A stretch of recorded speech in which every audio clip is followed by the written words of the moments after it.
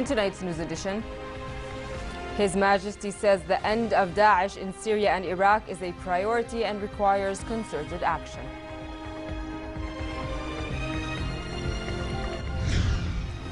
The King discusses Middle East with heads of delegations to the Munich Security Conference.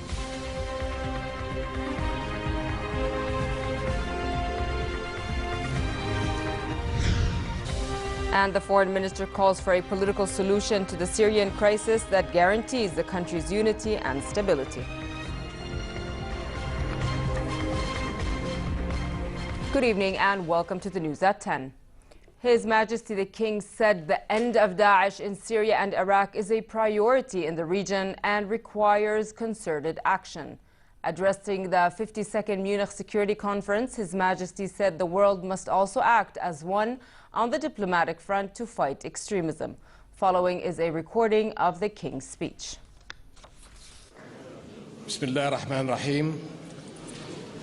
Madam Minister, my dear friend, Excellence, mon cher ami, Ambassador, Excellencies, ladies and gentlemen, vielen Dank, thank you. It is a pleasure to be back here in Germany again. The Jordanian and German people share many bonds, but above all, I believe it's the deep common values, peace, mutual respect, the well-being of all. And such principles have empowered, I believe, this country's vital role in the peaceful transformation of Europe as well as the world. And no one symbolizes that better than my good friend, Chancellor Merkel. And I have closely witnessed her strong leadership in the war on terror and in facing international challenges. And as a close friend of Germany, I want to point out how greatly I respect her wisdom and tremendously admire her vision. My friends, we have heard that strategists warn about the dangers of being stuck in the past, fighting the last war instead of the present one. And let us recognize that here and now, we are all fighting the next war, a new and complex struggle of the future. I've called this struggle a third world war by other means. The point is not simply that the threat is global, although indeed it does impact the entire international community. But world wars share something else as well. They are massive change agents. Winning or losing this global war will shape global values and define our security and way of life long into the 21st century. Now, today we share a core strategic interest in coalition victory in Syria and Iraq, and the end for Daesh in Syria and Iraq requires our concentrated and dedicated action, and it is a priority for all of us in the region. Yet winning the war for the future, I believe, requires more. We need to acknowledge that Daesh is only part of a global threat. Failed states, conflict zones, and sectarian divisions have been fertile grounds for this cancer. It has instigated violence and inhumanity across borders and lured agents from across the world. We in this room know better than anyone that no region has been exempt. This is why I cannot overstate the importance of a holistic approach, looking at it from a global perspective. We cannot succeed by focusing on uprooting Daesh from Syria and Iraq, while other terrorist groups and affiliates strengthen in Africa and Asia. It is time for a new level of global action, focusing on our resources, coordinating our responsibilities, and synchronizing our military and security efforts. Our countries, our international institutions, must work collectively as a truly global alliance. Now, we as Arabs and Muslims have a responsibility and duty to be in the lead in the fight against the Khawarij, or outlaws of Islam. This is a war to protect our religion, our values, and the future of our people. But it is also an effort that must be global in partnership, just as it is global in scope. All our peoples are threatened by the outlaws' ideology of violence and contempt for human life. To counteract this threat, our countries must be equally committed to the ideas that unite us in this war, from shared humanity to the search for political solutions to the importance of global justice. The Syrian refugee crisis is an urgent case in point, as has been outlined by many of us already, and one of the biggest humanitarian tragedies of our age. And as is unfolding, as we have been witnessing on our shores and on our borders. And nowhere has this been more closer to home than in my country, Jordan, which now hosts 1 Syrian for every 5 Jordanians.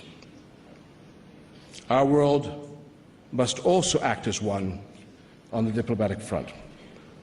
The killing in Syria has to stop if we are to move forward and find a political solution, one that protects Syria's independence and integrity. And it also enables the Syrian people to live with dignity and enjoy the rights they deserve.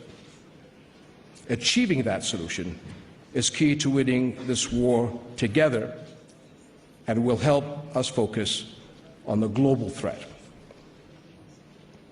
My friends, there are other key steps that we have to take together. Supporting the Iraqi government in clearing its towns and villages of the control of Daesh also requires support for serious steps towards reconciliation, and we should not allow sectarian and religious differences to be used to advance political agendas or to gain influence.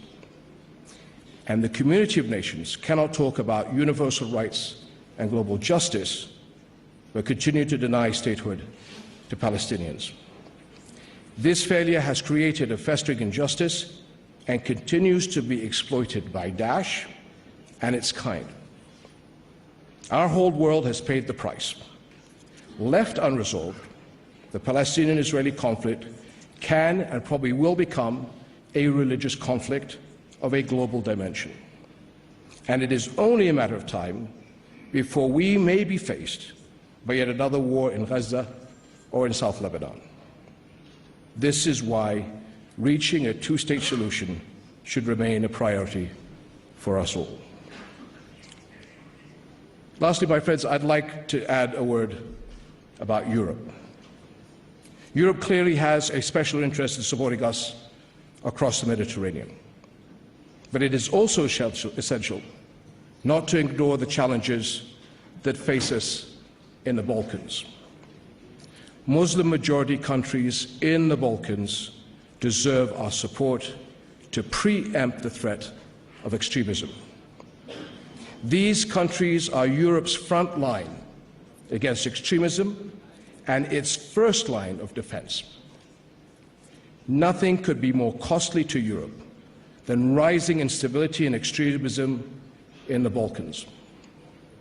It is therefore vital to shut out extremists on all sides who seek to manufacture division in that area of the continent. And a key challenge today lies in the ability of some to take advantage of the cover of Islam to advance political agendas in the Balkans that are not in the interest of Europe.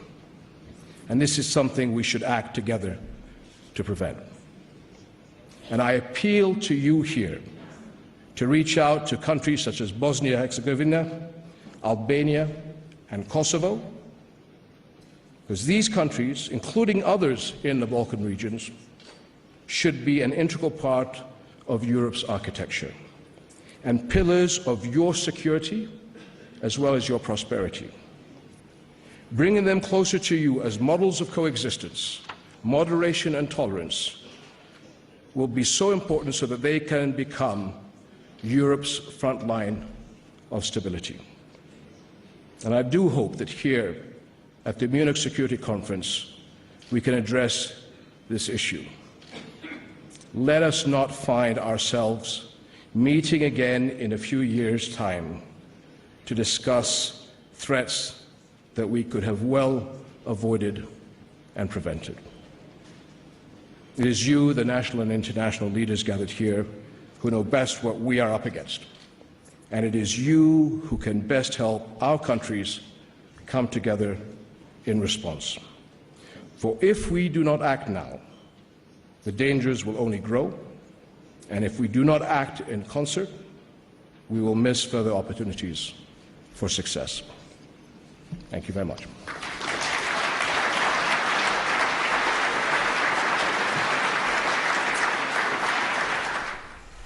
His Majesty the King discussed with United Nations and Arab League envoy to Syria, Staffan de Mistura, the latest developments in the Middle East and the world.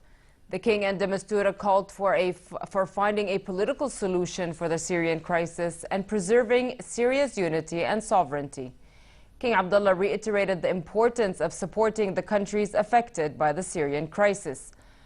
The meeting also touched on the dangers of terrorism and terrorist groups, which pose a real threat not only to the regional security but also to the global one.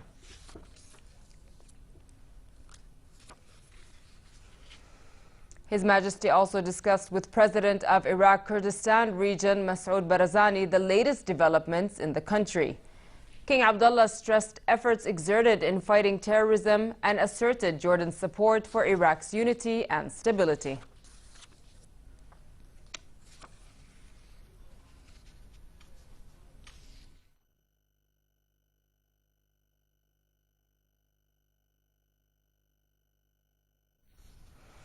His Majesty discussed with Iraqi Prime Minister Haider al-Abadi the strong ties between the two countries and ways to boost coordination and consultation on various common issues.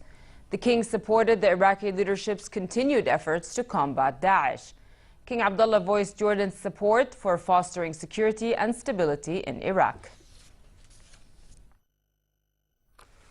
In another meeting, King Abdullah discussed with Russian Foreign Minister Sergei Lavrov international efforts being exerted, especially Russia's role to reach a political solution to the Syrian crisis. His Majesty said that the absence of a comprehensive and political solution to the crisis is leading to the rapid spread of the terrorists, which requires the intensification of efforts among the various parties concerned to address the criminal gangs. They also discussed cooperation between the two countries and ways of developing relations. His Majesty also met with Canadian Defence Minister Harjit Sajjan in Munich. Discussions focused on cooperation between the two countries, especially in the military and defence fields, in addition to regional and international efforts in the war on terrorism. His Majesty also met with European Union High Representative Federica Mogherini and discussed the pivotal role of the Union in a number of Mideast issues. On Jordan's relations with the EU, His Majesty and Mogherini both expressed satisfaction with the advanced level of cooperation and strategic partnership reached by both sides and their keenness to further strengthen relations to serve common interests. They also discussed the outcome of the Donors Conference hosted in London last week and the need to build on it to enable countries hosting Syrian refugees to deal with the challenges of the Syrian asylum crisis. In a ministerial meeting hosted by the International Group to Support Syria in Munich, Deputy Prime Minister and Minister of Foreign and Expatriate Affairs Nasser Joudeh reiterated Jordan's firm stance, which calls to find a political solution to the Syrian crisis, stressing that the solution must guarantee the security and stability of Syria and its territorial unity.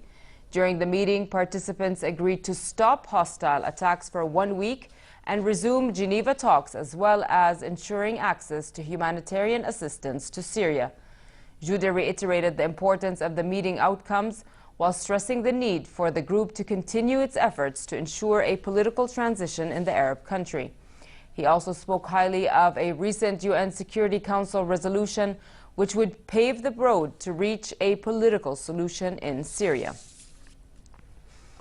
The King's advisor for military affairs and chairman of the Joint Chiefs of Staff General Mish'al al-Zeben took part in NATO defense ministers' meeting and a meeting of the International Coalition to Fight Daesh in Brussels. Zeben delivered a speech at the conference in which he highlighted the efforts exerted by Jordan as a member of the international coalition. He also spoke about the kingdom's efforts to protect its northern borders, as well as the humanitarian services presented to the Syrian refugees. At the end of the event, the conference issued a statement on the steps needed by member countries to boost their contribution to the global efforts to fight terrorism and terminate Daesh terrorist group. The United Nations High Commissioner for Human Rights, Prince Zeid bin Raed, expressed concern over the rapidly worsening situation in and around the city of Aleppo and other parts of Syria. Prince Zeid said the peace talks in Geneva had to be resumed as early as possible. The human rights chief also stressed that hundreds of thousands of civilians in other parts of Syria are also facing dire humanitarian conditions, especially those under siege imposed by the fighting groups.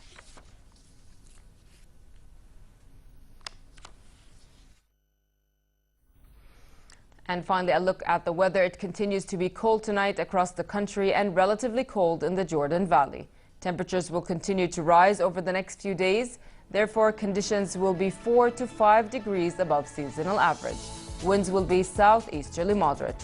The Gulf of Aqaba should expect a warm day tomorrow and cool night with northerly moderate winds and calm seas. Next are the lows and highs for tonight and tomorrow.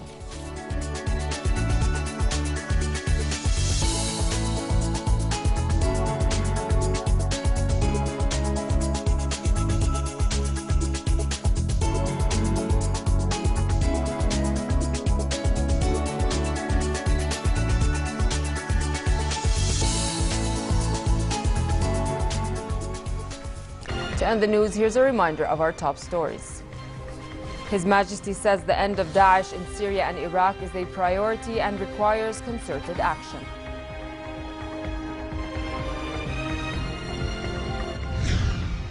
The King discusses the Middle East with heads of delegations to the Munich Security Conference.